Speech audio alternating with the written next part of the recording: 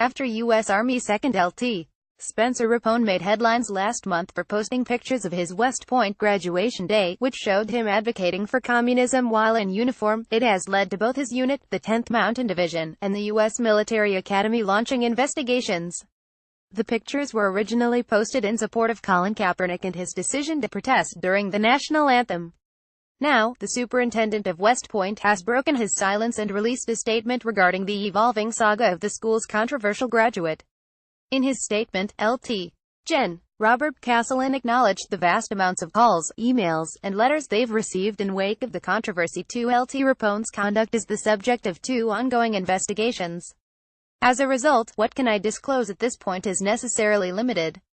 Lt. Rapone's current unit of assignment, the 10th Mountain Division, is in the process of investigating his recent conduct and determining any appropriate actions to take.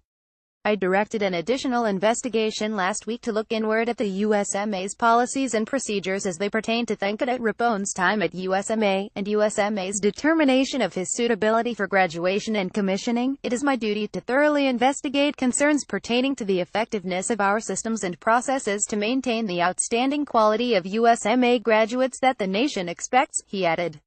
I am committed to fulfilling that duty to both our graduates and the American people.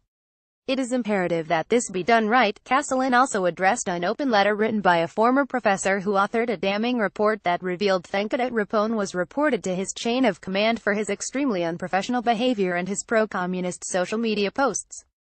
Lt. Col. Robert Heffington Rhett accuses the school of turning a blind eye and claims the standards at West Point are non-existent.